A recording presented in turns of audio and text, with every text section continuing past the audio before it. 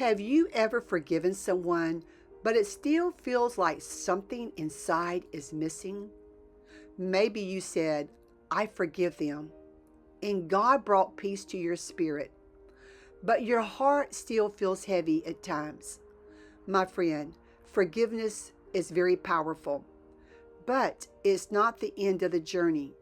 God's desire is not just for you to forgive, it's also for Him to restore your heart and your life.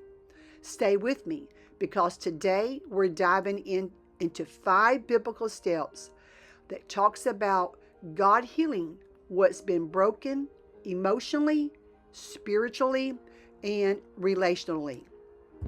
Let's take a look at a man who knew loss, betrayal, and very deep pain. His name is Job. Job was blameless, upright, and faithful to God. Yet he lost everything: his wealth, his children, even his health.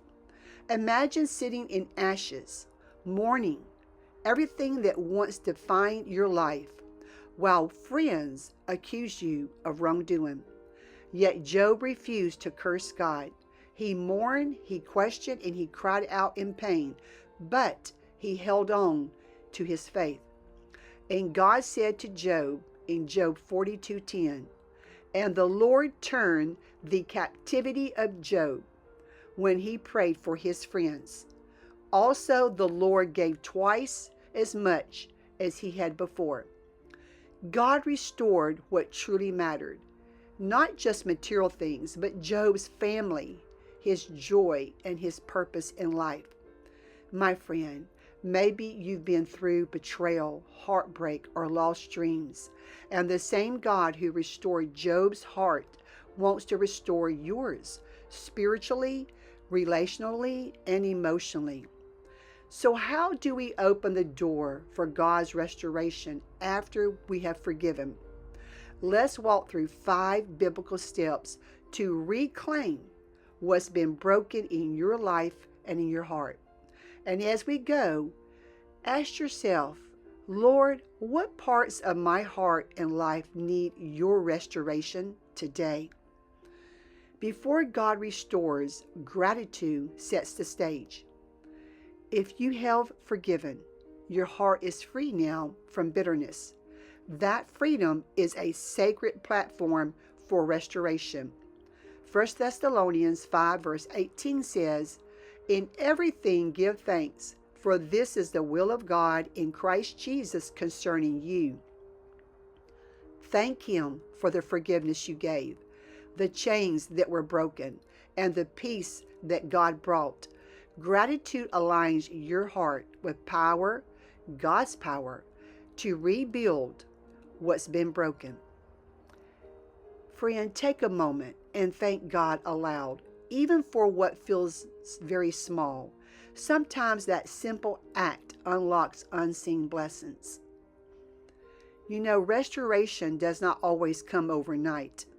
Like a farmer waiting for harvest, God's works behind the scenes.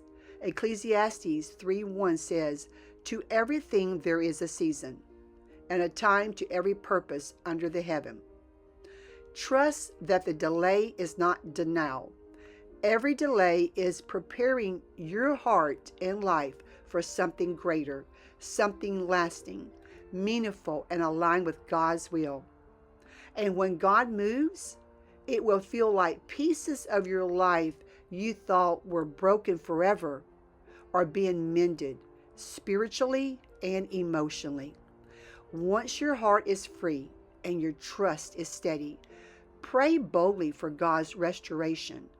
This is not just a passive wish, it's an active invitation for God to heal and rebuild your life.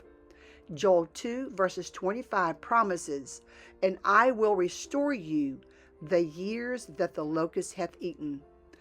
God can restore relationships, peace, joy, purpose, and emotional wholeness, but we must invite Him to move.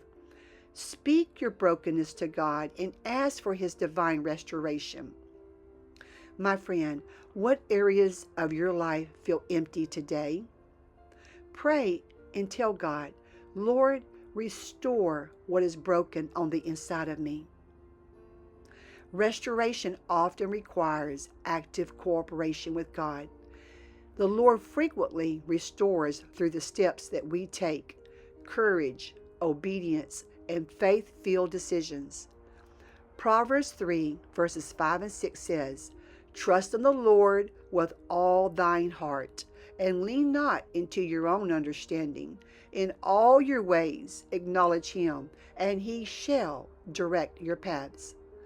This might mean rebuilding relationships where appropriate, taking healthy steps toward emotional healing, letting go of fear, and stepping forward in faith. God's restoration is both spiritual and practical. Your actions prepare the soil for his blessings to grow. The final step is to accept what God brings with joy. Sometimes our pride and our fear, or maybe our disbelief, can block God's restoration in our life. Psalms 126, verses 5 and 6 says, They that sow in tears shall reap in joy. He that goeth forth and weepeth, beareth precious seed, shall doubtless come again with rejoicing, bringing his sheaves with him. Receive God's restoration today, emotionally, spiritually, and relationally. Don't hesitate or question what was broken can now be healed, and joy can be multiplied. My friend, when you receive it, you may notice blessings you did not even ask for, something even greater than before, because the Lord can give us more than what we have even prayed for. Take a moment to reflect. What parts of your heart or life needs God's healing today? Maybe it's peace, joy, purpose, or maybe it's a meaningful relationship. God's restoration begins when we release the past and open our hearts for his blessings. Let's come together and pray together. There's power in agreement. Heavenly Father, you see what has been broken in our hearts and lives. You know the grief, the pain, and the losses that weigh heavy upon us. We have forgiven, Lord, and now we ask you to restore what truly matters: our hearts, our joy, and our purpose. Teach us to trust your timing, act in faith, and receive your blessings with grateful hearts. Let us see your hand move in our lives, and may your restoration be complete. In Jesus' name we pray, amen. My friend, if this message has spoken to your heart, please share it with someone who has experienced emotional or spiritual loss. Encourage them that God is still at work. And if you're ready to receive God's restoration today, type in the comments, Lord, restore my heart and my life.